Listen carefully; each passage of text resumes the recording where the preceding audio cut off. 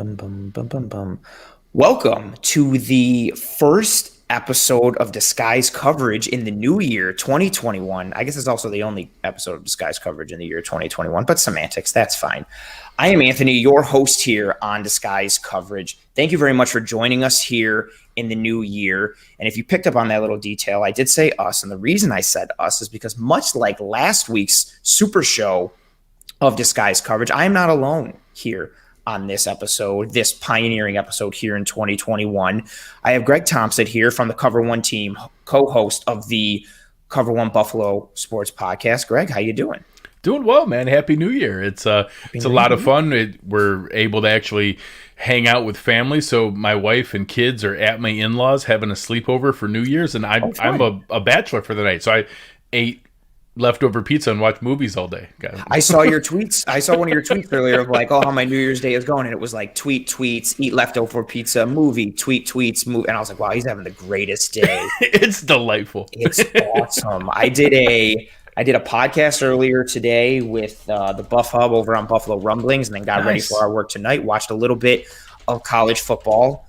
Pretty much things happened how I thought they were going to happen. I didn't think Notre Dame because Alabama. I was real sure how the game was going to work out. I rewatched Avengers: Infinity War, and when we're done, I'm going to go watch Endgame. It's going to be great. Oh, that's pretty sweet. I went in opposite direction with movies. I watched the movie Ghost with Patrick Swayze for the first time today. Okay, I dig that. Every once in a while, I have those moments where I'm like, everybody talks about this movie, and I've never seen it, like whatever that one might be, and I'll throw those in every once in a while. I've done a run lately of like favorite movies I hadn't watched in a while. I did both Godfathers, I did Goodfellas, I did all the Christopher Nolan Batmans. I've done a couple of those kind of things, just stuff like favorite movies I hadn't seen in a bit, and just running through that kind of stuff. Yeah, that's a good way to go. With moving to Buffalo, we have Fios now, and I'm still trying to figure out how the channels work. And I came across Ghost, and I was like, oh. And then the wife was like, "You've never seen Ghost?" And I was like, "No." And then I made a couple of Nobody Puts Baby in the Corner jokes about Patrick Swayze, and then we ended up watching it. So that was my day. And that's what this episode is going to be about. We're going to talk about movies. We're going to talk about Ghost. This is a Patrick Swayze podcast. So, of course, here we are. But thank you for joining us, everybody out there, whether you're watching live or watching the video stream or listening on one of the audio-only platforms. Thank you very much for tuning into this episode of Disguise Coverage and joining myself and Greg. Oh, you already got a comment there going on. Godfather's great. Godfather is great. Godfather is great. Good call. Well, go Bills. We got that early as well. And then we got another. I can't believe your wife and children left you on New Year's. You must be very sad. It's disaster. I'm trying to hold my life together is all I got. The Bills are all I got. The Bills are all I got left. That's a good thing to have. I'm about it. Like, no, I'm serious. I wear a Buffalo Bills wedding ring. I'm married to the Bills. She was tired of it. Yeah, she was tired of it. Married to the Mafia. You had to pick one, and you have to pick the one that's most important, which is the Bills. And that's a perfect segue into what we're going to be getting into this week. And the reason Greg has the Bills in his life and I have the Bills in my life, I mean, we always do, but this year is a little better than most to have the Bills in our lives because they have reached this pretty, I don't want to get ahead of myself because I am superstitious, but they have reached a pretty decent, I guess to undersell it, level of success so far this year. And next week at this time, we will be thinking about the wild card matchup that the Bills have in the first round. But as of now, that situation is still a little murky as the Bills head into Week 17 with their matchup against the Miami Dolphins. And looking at the potential playoff scenarios for the Buffalo Bills in wild card weekend, there are 32 possible scenarios for the Buffalo Bills in wild card weekend. 6 of those scenarios end with the Bills facing the Miami Dolphins. 12 of those scenarios end with the Baltimore Ravens. 8 of those scenarios end with the Cleveland Browns, and then 3 for the Indianapolis Colts, 3 for the Tennessee Titans. And what Greg and I are going to be doing here in this episode is talking about each matchup, pros and cons of each, likelihood, kind of how that would shake out and what it would mean, and how we go forward. And we're going to start here with the Miami Dolphins just because we play them here in Week 17. They are an AFC East rival. And I guess we'll start with the whole resting starter scenario. It's been a thing on social media. It's been a thing on the radio. If you live here in Buffalo, you heard it on GR over the entire week. Should the Bills rest their starters? Should they go hard for the 2 seed? Greg, what are your thoughts on that regards to resting starters, going hard, playing everybody? What are your thoughts? So it's hard because everything in me says momentum matters. continuing the hot run matters. It makes me question, if the most important thing is being the hottest team going into the playoffs, do you lose some of that? Like, I think all those things are real. So when people come at me, because I'll tell you the but here in a second, that when people come at me, I get it. I get why.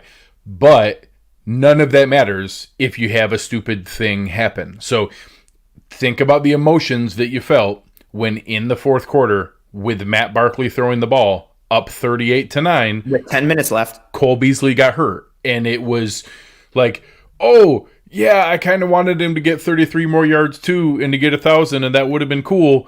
And then, so just think about that emotion, but think about it with a scarier name attached to it or anyone else that we don't want to lose.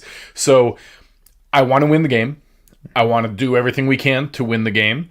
I don't want any of our important players to play a great deal of time. So I've kind of found a hedge for me in that I want to have them take the practice reps. I want them to go through all the different things in the week that they normally would, which is scary in itself. For anybody that didn't hear, David Bakhtiari tore his freaking ACL for the Packers in practice. Like, it's a great year. Like, bad stuff happens in football sometimes. It's a collision sport. Scary stuff happens. So I want them to go through all that. I want them to go through the game planning. I want them to go through the pregame warm-ups. I want them to come out.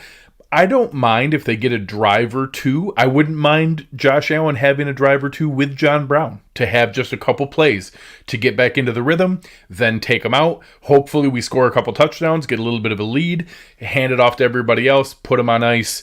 Anyone who's remotely dinged, anyone who's rehabbing anything, anyone who has any legitimate reason at all should all be sitting. So I'd like to hedge. I'd like to find a little bit of both. It makes it easier for me to do that, hearing that the Steelers are sitting Ben Roethlisberger and multiple of their starters, because if they lose, it doesn't really matter what happens in our game. We get to get the rest and keep the 2 seed. So I think the 2 seed matters. I want to win. I kind of think we can do both by resting our guys too. Man, this is going to be short work because I pretty much agree with everything you said. My main governing thought with going into week 17 here is, and being the 2 and being the 3, I, like you, I would much rather be the 2 seed. I want that. Just knowing the fact that, okay, it doesn't matter who else potentially wins in wildcard weekend, we get another home game minimum. I want that. I want to know that. But when push comes to shove, I would much rather be a healthy 3 seed than a banged up and wounded 2 seed. And one other little seed to plant. If the Steelers get upset in the first round, we are the 2 seed. We are the second highest remaining seed. We would get all the same things we would normally get. We would still host the second round game. So for a lot of people who are kind of expecting the Steelers to get upset, if they get upset in the opening round, we are the 2 seed anyways, and it's basically the same thing. Yep, there you go, and it's all gravy. And to your point, and Aaron Quinn from Cover One in the chat here mentioned a good piece on Wes Welker when he got hurt for the Pats in Week 17 some years ago. Just some injury like that can genuinely derail your season, whether it's on field or just like the off the field aspect of it, of like somebody knowing like, oh my, like the team just feeling, oh my God, this guy went down. Should we have even been playing? Did coach make the right decision? I don't want any of that drama. Yeah. I don't want it plants a seed I don't want planted. 1,000%. I don't want the physical aspect of it, of now we have to miss a guy in the field. I'm still in my own head of last year of thinking of all the potential avenues and possibilities of what maybe the playoff game somehow ends up different if Levi Wallace is out there in that game because he doesn't get hurt against the Jets in Week 17. I don't think the juice is worth the squeeze if we come out and it's really like we have to get the 2, we have to get the 2. I would much rather be a healthy 3 than a banged up 2. The health is the most important thing, especially with how the Bills are operating and how they're running at this point. And based off of that, we'll stick with Miami. If we were to see Miami in the first round of the playoffs here, how do you feel about that matchup? Likes, dislikes, confident? I mean, I think we are to a decent degree. And what are your overall thoughts with that? So first, for people who will be watching tomorrow, and like me, many of you guys are going to be doing Red Zone or other games, a lot of scoreboard watching, and obviously watching our Bills. The scenario where we end, the most common one, where we play the Dolphins, I know you laid out quite a few of them, is the biggest pieces are the Ravens beat the Bengals, the Steelers beat the Browns, and the Bills beat the Dolphins. So those ones all kind of happening in that manner. I'm counting that the Titans win later, the Colts win later. There may be a couple things that can pivot that if somehow Jacksonville upset the Colts, but I'm assuming that's not likely. But if the Bills beat the Dolphins and the Steelers beat the Browns, those are the two most likely ones that would flip-flop. All the rest of the 10-plus point spread ones would stay where they are. We would play the Dolphins. If we do, I kind of like the idea of, we got to rest a lot of people. They had to go all out. We got to play vanilla and keep things close to the vest. They had to show their cards. They have to fly and travel from Miami to Buffalo in back-to-back weeks. They're a team that they have a very good defense. I think their defense is as good as any in the AFC. I think that their defense is playing as well as Pittsburgh right now with how Pittsburgh is banged up. Pittsburgh at full health is better than them, but Pittsburgh without Devin Bush and Dupree and all the other pieces they're missing and on and off Joe Hayden. I think the Finns' defense is as good as the Colts and the Ravens and those guys. Their offense is okay. Like, it's not concerning. Out of the playoff teams, it's probably the worst of the playoff team offenses. They're not the worst offense in the league, but they're the worst of the playoff teams. Yep. So it'd be one of those games where I'd expect it to be, kind of close early, and eventually we'd crack enough plays that we'd put up points and end up scoring, I think, beating them comfortably by double digits. I just don't think they could keep up eventually, and that Tua hasn't shown the ability to do that, and if they put in Fitz, I would count on them to get more points and more turnovers. So I think it would be fine either way. They would be my preferred option, but I'm certainly not going to go out of my way to impact any game planning or strategy. But if I could choose, I would choose to play them.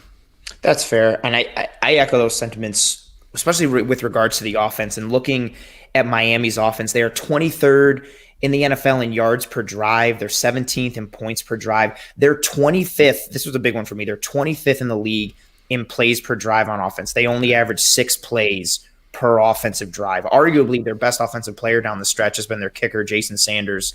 They've got he is pretty badass too. Yeah, I had him on my fantasy team. He just kept nailing 50-yarders.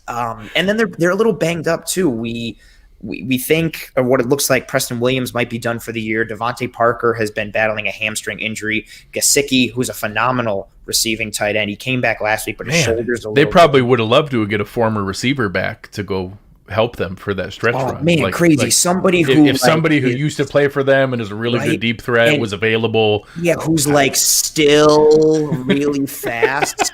I don't know who that would be. I rubbed that into a few Dolphins fans. That Good, they're going to be rolling out some practice squad guy, and we're going to add Kenny Stills as our 6th receiver just for fun.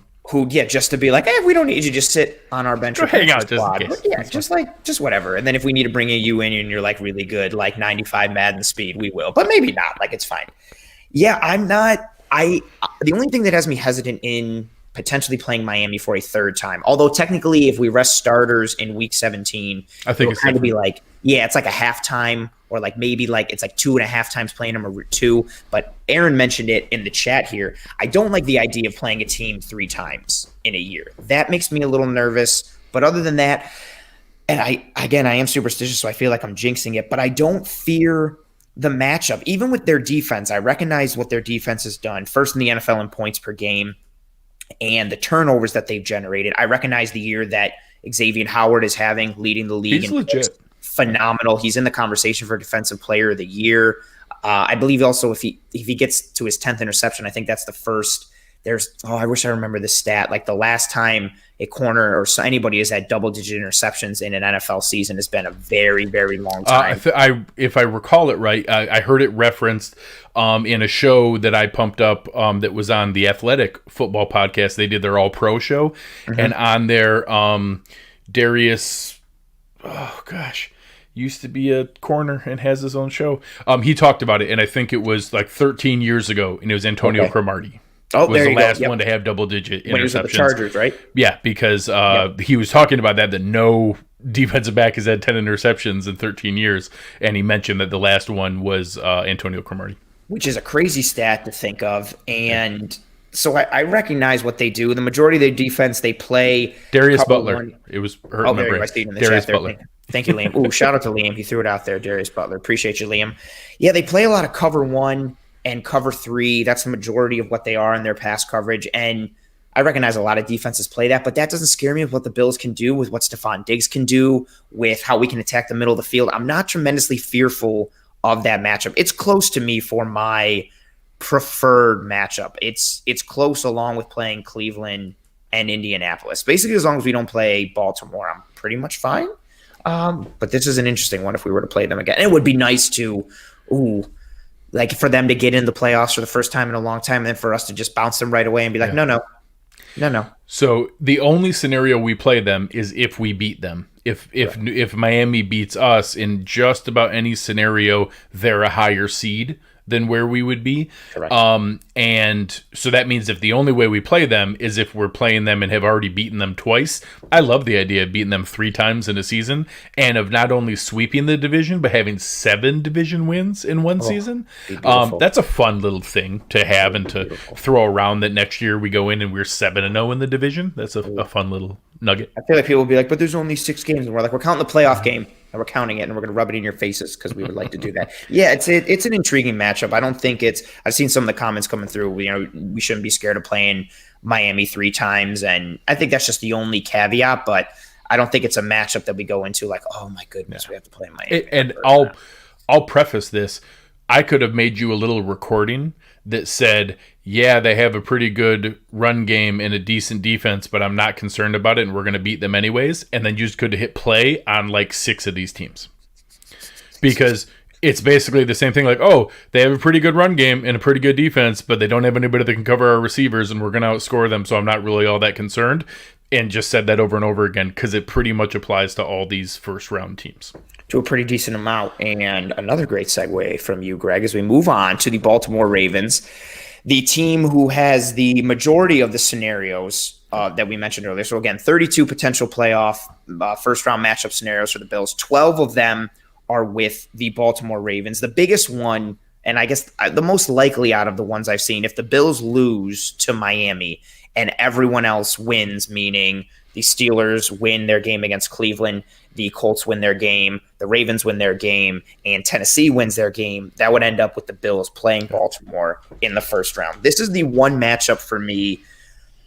I recognize how Baltimore has played this year, but I always think of everything in a one-off type of scenario, and if everybody brings their A game, Baltimore is the one team in this first round where if they bring their A game and we bring our A game, I think that's the biggest hurdle the Bills would have to overcome. That running game is still lethal. Lamar is so electric, and they just have so much talent that I feel like it could rear its head in some point. They are the one matchup out of all these first-round teams that I'm the most hesitant to be like, okay, I'm comfortable with that. I have to pause a little bit. Yeah, I think there's something to them being the hot team. It's kind of hard because they've also played a really iffy schedule. Their hot run has been against Dallas, Cincinnati, Jacksonville, the Giants, a shootout with the Browns. So it's not like they're blowing out good teams, and the best team they played, the Browns, also put up 42 points on them. So I get it that they're hot. I get it. Lamar Jackson's a concern. If he had and recaptured some crazy game, I'm as afraid, him or Derrick Henry are the 2 guys who, out of any of the opponents we could play, where I'm like, they have a chance to just have one of those superhuman playoff performances that could concern you. Yeah. But overall, they haven't been great. We've had a great recipe. Lamar Jackson's worst game of the year last year was against the Bills. They have a good recipe to be able to control him and to keep things under control. And I don't think they have the secondary to keep up with our receivers is the biggest piece of it. That I think that they have a chance with what our run defense has shown in the past, although it's been better in the second half by quite a bit. Even if they put up some points, I just don't think they could keep up. And I think eventually we'd outscore them. I think that they'd put up as many points as anybody against us, but I don't see them having the ability to slow down what our receivers can do. So, I don't know that I want to play them, but I'm not concerned. I wouldn't be concerned with playing them and with being able to go up against them. I would feel very comfortable being able to take it to Baltimore. And I think the couple scenarios there is if, like I said, if Miami beats us or if the Bills win and the Bengals upset the Ravens, which would be a funny way to play them as Crazy, right? to go into that path, which after the last couple things we've seen, I just watched the Jets win back-to-back games. So nothing is off the table. Nothing is off the table. We'll see where it goes. Yeah, it's a team in Baltimore that I feel like I saw a comment, I don't remember where on the old interwebs, that I saw that Baltimore is having the season that Baltimore is having this year is the season that people thought Baltimore would have last year. And they've underachieved to a degree. I also think what's happened with their offensive line has really affected their entire offense as a whole. No Marshall Yanda, and then Ronnie Stanley goes down for the year. They've been shuffling and mixing and matching. Orlando Brown, their regular right tackle, had to move to left. He's held up decently enough, but he hasn't really anchored that like Ronnie Stanley. He's not the same athlete as Stanley is.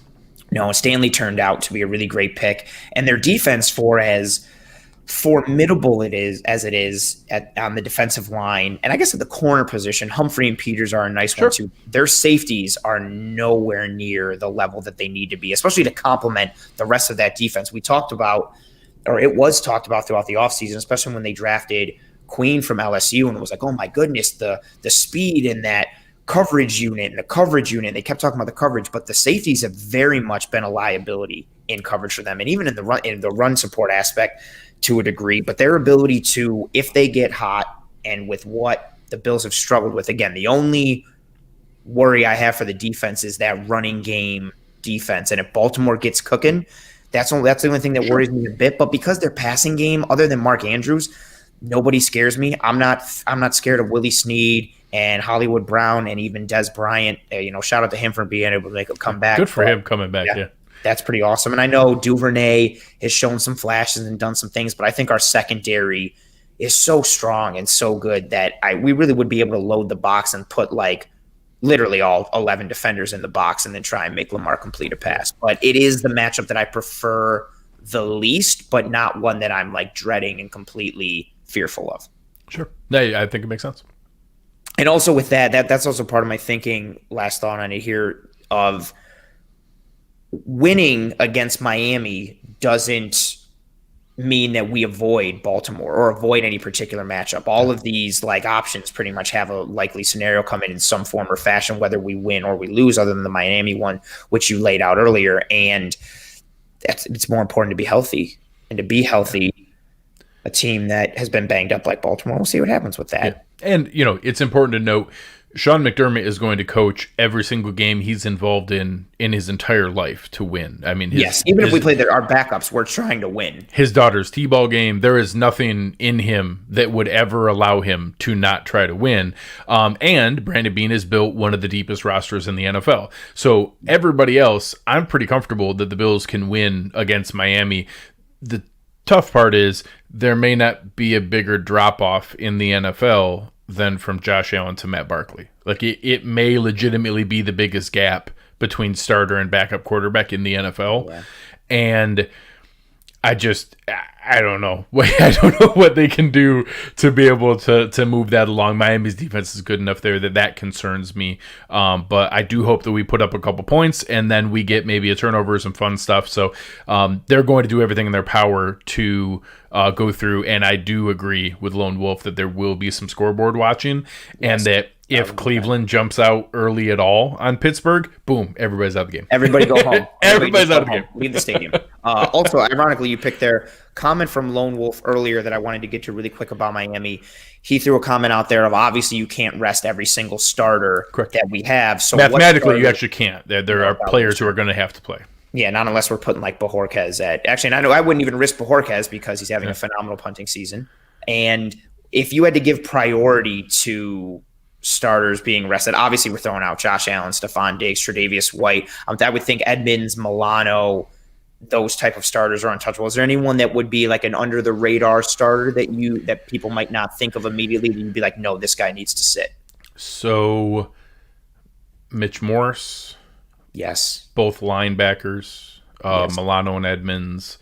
I I usually do it in reverse of depth. So Micah Hyde and Jordan Poyer are critically important. We're pretty blessed to have guys like Jaquan Johnson and Dean Marlowe that, not that they're equal, but they're so good. They're still NFL caliber players. Spots where we really, so Josh and Trey White are 1A and 1B, where just when you remove them, it's a material difference in what's left.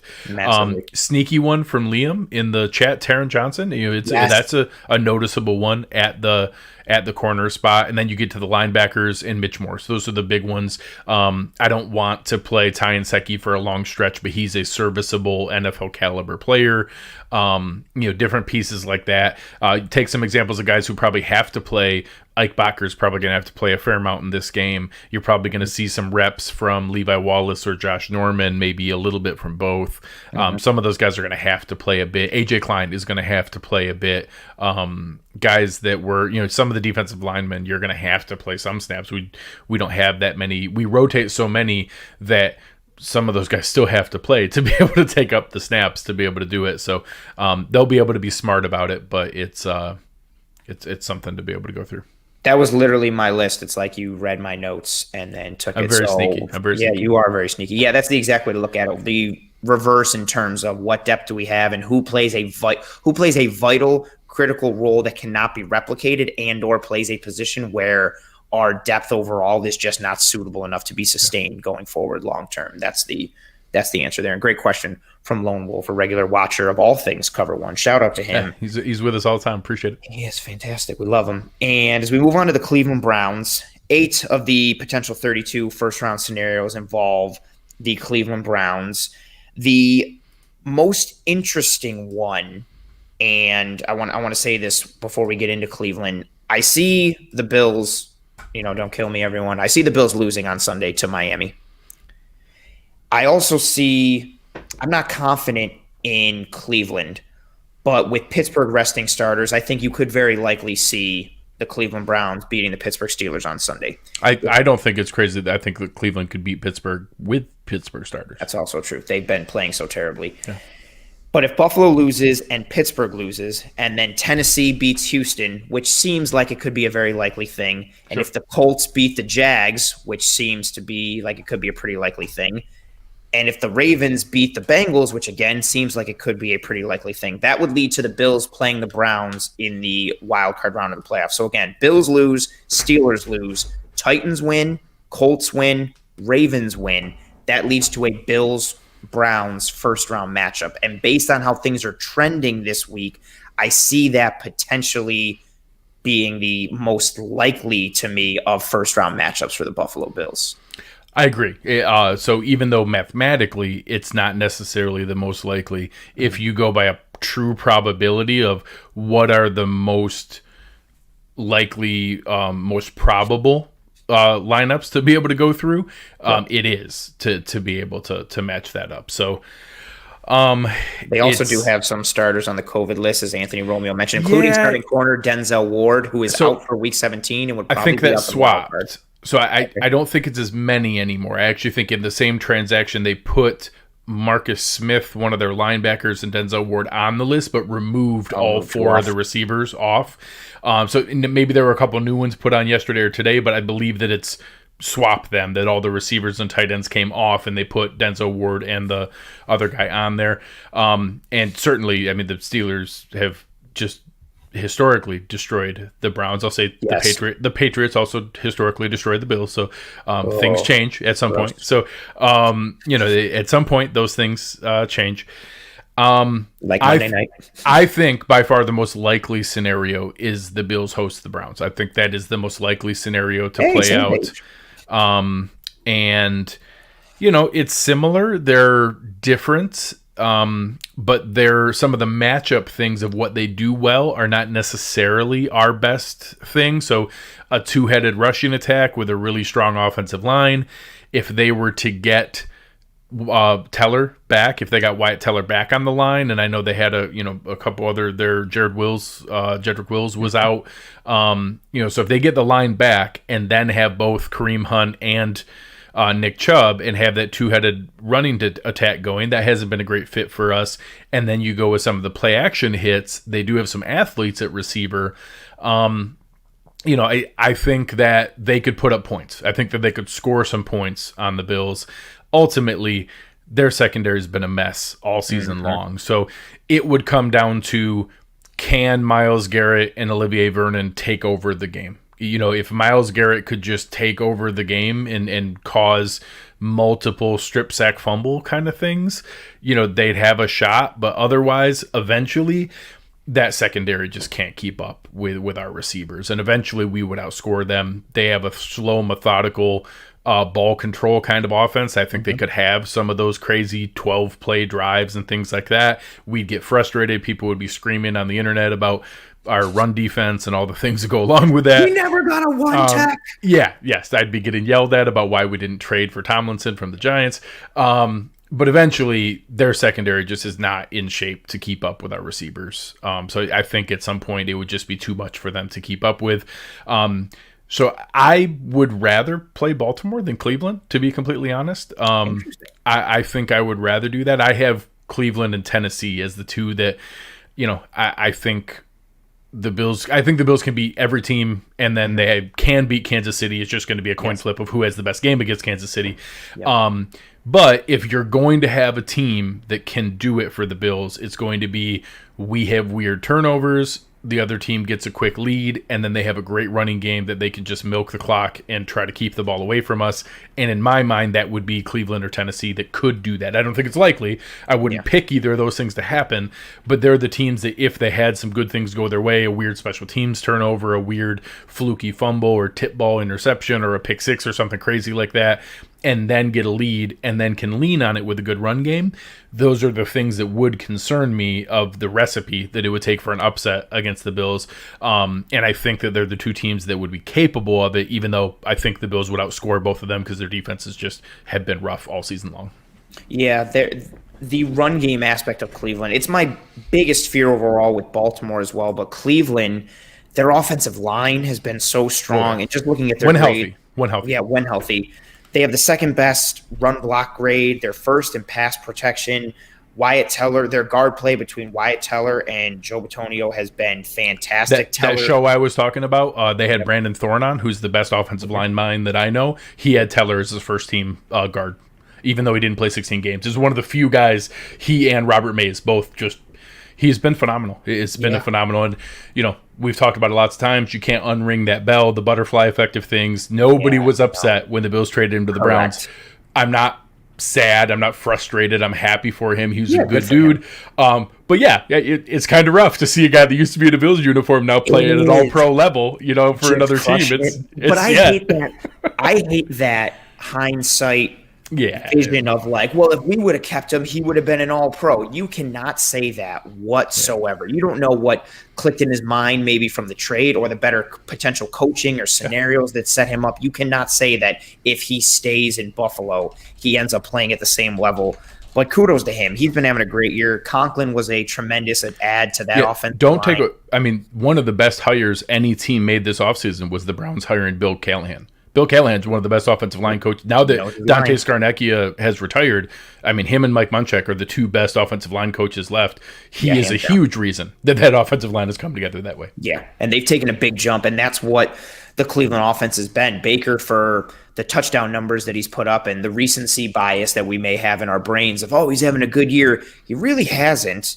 And the offense has clicked a bit more since Odell went out, unfortunately, for Odell. And that running game, that's the only thing that worries me. Their offensive line is very strong. Chubb is fantastic. And then if you have both running backs, that's the thing. I think Chubb is better than Hunt.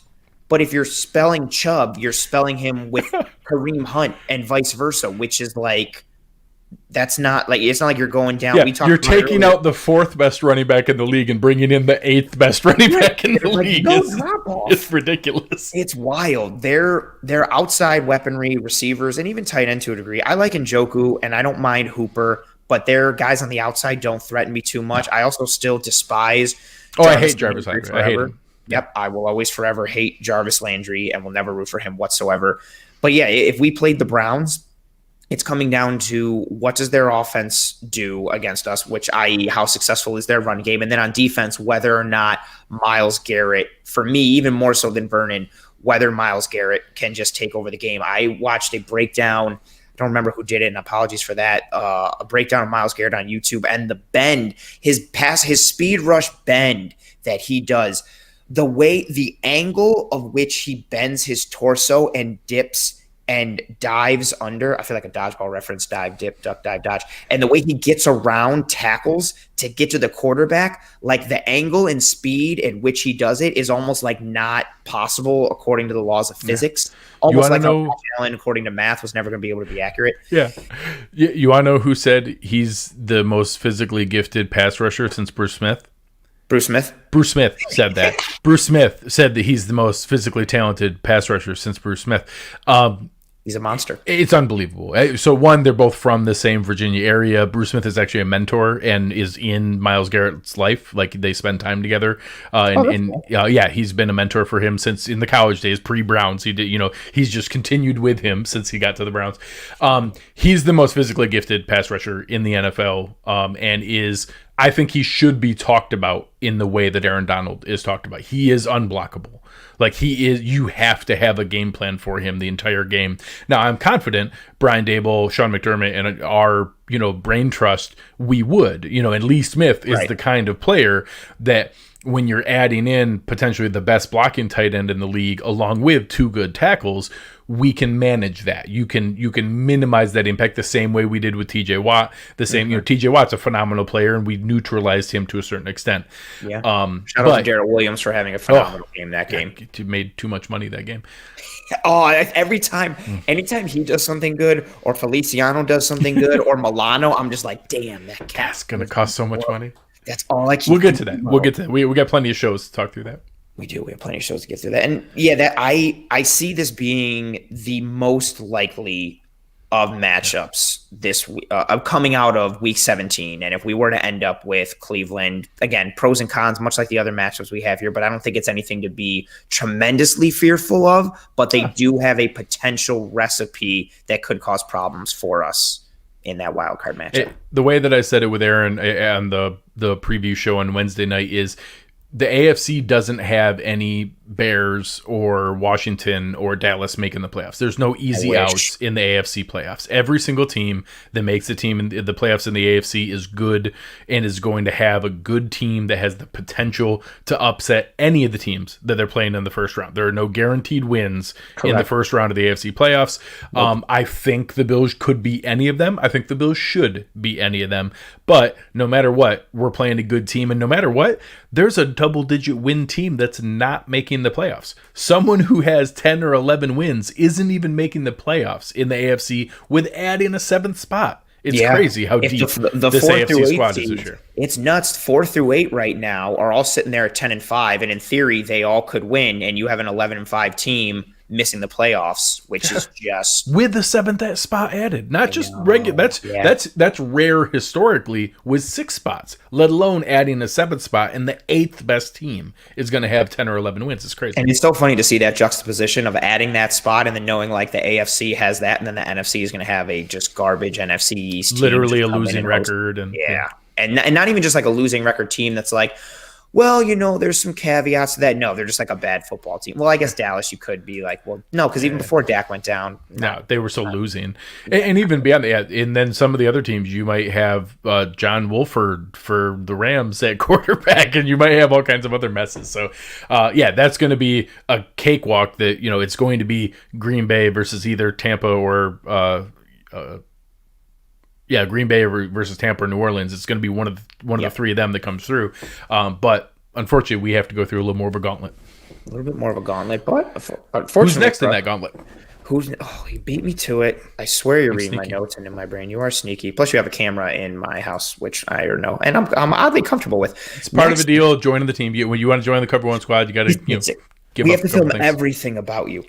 Next up, the Indianapolis Colts. Only 3 of the 32 potential scenarios going into this weekend lead to the Bills facing the Colts in the first round. This is an interesting one for me because they have such a tremendous amount of studs on their defense. Darius Leonard, awesome.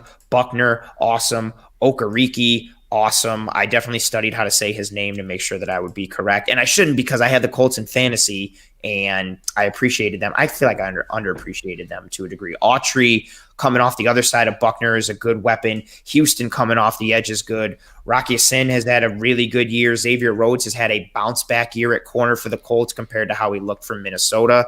Their defense is solid, but I do not fear that offense, especially in a potential colder weather playoff game, and stick in the mud. Phillip Rivers is just sitting back there behind that line, and that line, Anthony Costanzo, their standout left tackle, he's done for the year. They still have Quentin Nelson, who's a solid piece on that line, but I don't think they have the weaponry to test the Bills defense. I recognize the speed that T.Y. Hilton has and how he's played over the last several weeks, but you're looking at a receiving core of T.Y., Zach Pascal, and Michael Pittman Jr., and maybe like Trey Burton or an injured Jack Doyle at tight end. I like Jonathan Taylor and Hines in their combo, but I'm not fearful of overall the matchup on either side of the ball. If we ended up in a scenario facing the Colts in the first round, with a potential one being if we somehow beat the Miami Dolphins this weekend and the Steelers lose. So Bills win, Steelers lose, Tennessee wins,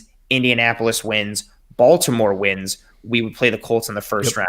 And so it's basically all the most likely scenarios, with assuming the Bills rest starters, are backups beating the Dolphins. So if all the normal expected stuff happens and the Bills, practice squad beats the Dolphins, we would play the Colts. That would be, it's actually kind of similar in the sense of what we talked about, that the Browns is not statistically the most likely matchup or most probable matchup, but from a reality standpoint, this is one that, yes, there's only, what'd you say, 3 scenarios where this one pans out, but one of them is actually one of the more likely scenarios. It's not that crazy of one that could happen. So playing the Colts, even though it's only 3 out of 32 scenarios, it's actually one of the more plausible ones that we could see.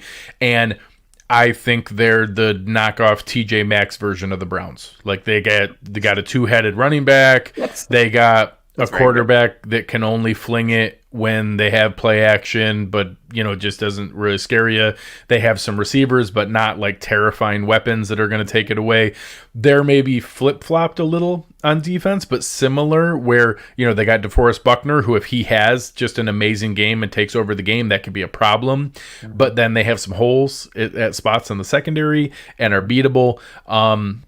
So I think they're maybe a little bit more talented in the secondary than Cleveland, and have another good offensive line. Similar, the Colts have a very good offensive line. So, there's our recipe where I could see them upsetting it. But if, whatever, you talk about the not understanding the physics of how like Phillip Rivers kind of like flings his body to get the ball to go downfield.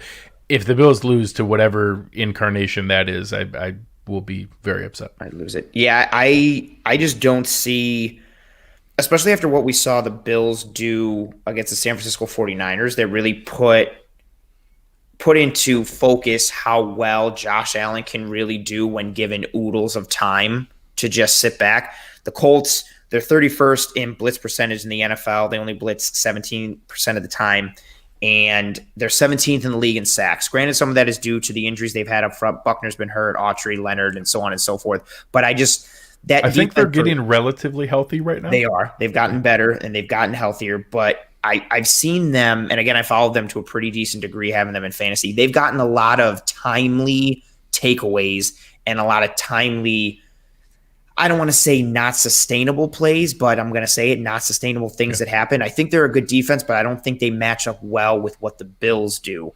And if we were to draw the Colts in the first round, much to your point, and I just don't see that being a game where I'm like, okay, I'm tremendously worried. I think we can get Rivers off the spot and mess up the offense. And then on defense, I don't think they're a good matchup for what we do on offense. I think they'd win a game in the NFC playoffs, and in the AFC, they'd probably be my number 2 pick behind Miami. They'd probably be the team I'd second most like to play. I just think they're beatable. I think that they don't match up well with what we have, and I think that we could manage what they do well. And that, I'm sure Taylor or Hines would break off a big play. I don't think we're going to run out there shutting teams out or anything like that. No. We're going to give up some points. It's just, I think we're going to outscore them. And I feel comfortable we'd outscore Indy. Yeah, same here. Same page. And again, like the key caveat for me with that is, again, only 3 of the 32 scenarios lead to the Colts, but the one that we mentioned, again, may not be mathematically probable, but when you're looking at trending things and how the teams match up, it is one that is pretty decently likely to come out. I'll actually say, I think right now, depending on where you're looking, for some reason, most sports books in Vegas still have the Bills favored, which gives me a little glimmer of hope that the Bills are going to play their starters maybe a little longer than I think and are going to try to smoke Miami pretty good. So technically, if you went through and just picked the Vegas favorite to win every game, this would be the outcome. So if Vegas pegged every game right and the Vegas favorite won every game as of right now, this would be the outcome. Oh, that's a fun fact. Yeah. And then I would be happy with that outcome. Yeah. I'm very comfortable playing Indianapolis in the first round. Last but not least of the potential first-round matchups for the Buffalo Bills is the Tennessee Titans. Much like the Colts, only 3 of the 32 first-round scenarios lead to the Titans for the Buffalo Bills. And I just don't see this one likely happening. But just in case it were to happen, because, again, the NFL, the amount of parity has been crazy. It's a week-to-week league. You never know what can happen.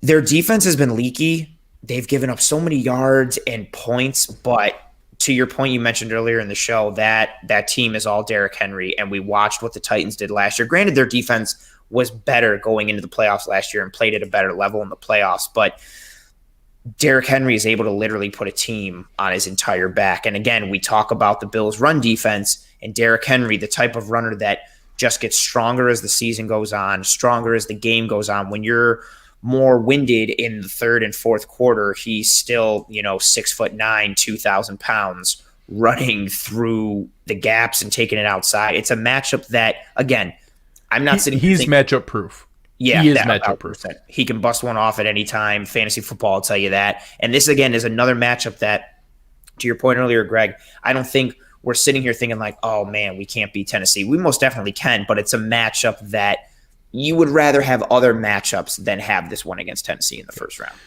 So the good news is Tennessee probably has the worst defense of any team, maybe in the playoffs, because they had one of the worst defenses in the league, let alone being 10-5 or whatever they are right now. So if you want to talk about the plausible scenario for them, again, there's not very many, but the one is all the things we said for the Colts. So all the Vegas favorites win except Deshaun Watson upsets the Titans, which is not that crazy.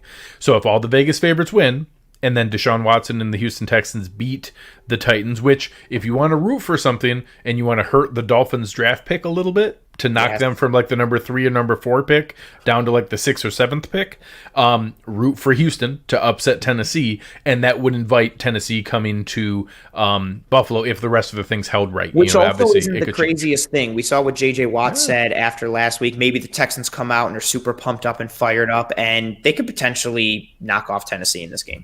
For sure. It would actually come down to, say that the Bills backups and Matt Barkley plus the practice squad can't beat the Dolphins, and then that upset happened from Deshaun Watson, it would actually knock Tennessee out of the playoffs, which is hysterical. So the only caveat to any concern with the Titans is that all the stuff I said earlier about the Browns with the, if you're going to design a recipe of, hey, what does a Bills upset look like? It would be ball control, weird turnovers, stuff like that. Mm-hmm. And then you add in, I've seen the Titans do it. I've seen the Titans beat the Bills. I've seen the Titans go on a playoff run. I don't think they're playing great right now. I think their defense is too much to overcome. I don't think there's any chance they go on a run in the playoffs because their defense at some point will simply get shredded by someone. Yeah, they're so leaky. But it's impossible to say that, the Titans can't beat the Bills, because I watched them beat the Bills. It was a weird scenario. It was having a game plan for 2 teams and a team game that got moved 3 times and all the weird stuff that happened. But I watched them beat the Bills, and I watched the Titans go on a playoff run last year, beating Tom Brady, almost upsetting Kansas City, all the things that went along with it. Mm-hmm. And I don't think any of those things are likely or going to happen, but I think that maybe they're my least likely. The team I would want to play the least is Tennessee, just because I can't remove it from my brain that I've seen those things happen, so I know they're possible. Do you think the potential of Trey White in this game versus not having him the first time we played Tennessee, do you think that sways you a little bit more to feeling a bit more confident? Sure. I mean, everything that's going on now gives me confidence in being able to do that, because you're talking about the hottest team in the NFL. Everything is clicking right for the Bills. Obviously, we're hoping there's not weird, drizzly, nasty weather. We also didn't have Matt Milano for that game. So having Milano and Trey White both back, having everybody else ready to roll, it's just something that wasn't that also the weird game where we lost like most of the tight ends right before. Yes. So I don't know, just weird stuff that took place in that game. I don't think if the Bills played to the Titans 10 times, I think the Bills win 7 or 8 of them. It just happens that the one was the weird one that got out of hand and had a bunch of weird turnovers. And, for anybody who thinks that game was a blowout in that sense, that's what I was going to say. Yep. That game was, 21-10 with the Bills driving to score a touchdown to bring it back 21-17, and then had the weird turnover returned back, and then had back-to-back turnovers on ensuing plays and all the weirdness that went into it. But I respect them in the fact that I think Mike Vrabel's a good coach. I think that they have a dangerous weapon in Derrick Henry. I think Ryan Tannehill in a positive game script is a very good, people use front runner like an insult. I just mean it in the sense of when they're out front, he's really good in that role where you're expecting him to hand off and then he can pull it back and hit AJ Brown down the field. Yep. AJ Brown is the kind of matchup that gives our cornerbacks trouble, like a phenomenal athlete, like a DK Metcalf kind of guy that just, we don't have the guys to match up with that. Mm-hmm. So, I feel very comfortable that we would beat Tennessee, but they would actually be my last choice of any of the teams that I'd want to play in the first round. Oh, that's very interesting. I'm iffy on Tennessee. I don't want to play them because of what you mentioned, the pedigree aspect, knowing that I watched them go to the AFC Championship last year, and I know the confidence they have and their ability to turn it on and do things that are not only good for them, but that are difficult for the Bills based on matchup. And your point on AJ Brown was spot on. For as good as our Buffalo secondary is, and for as good as Trey White is, tremendous technique, both in his hands and his feet and his hips, but we do not have the overall athleticism and physical dominance in a secondary that exists in someone like AJ Brown, who is big and strong and fast and can be technical as well. It is an interesting matchup piece for the Bills coming against the Titans. But again, I just feel like this one won't happen, and I feel like now that I'm saying that, I'm going to jinx it into the universe, and now we're going to play Tennessee in the first round. Very obviously your fault. And I would blame myself. But I think an excellent point that you mentioned, I wanted to highlight the Tennessee loss, much like the KC loss, honestly, as well. For as much as they were losses, I think they were overblown to a degree. Granted, a loss is a loss, and you can play that game of, well, if this didn't happen, I don't like to do that. But those games were not as out of hand as people like to make it seem. And even with the Kansas City game of Clyde Edwards-Helaire running all over us, and the Tennessee game with the final score, the Bills were very much in those games in weird weeks, weird game scripts, injuries, weather, a lot of weird things going on, and they really weren't outclassed too much. So to be able to see some semblance of revenge extracted against Tennessee in the first round of the playoffs would bring me a decent amount of joy, but maybe not too much, maybe just a little bit. Because I like it. I support being petty at all times. Yeah, you are the Prince of Petty, or whatever you label yourself as on Twitter. I never remember. Ambassador. I'm an ambassador of petty.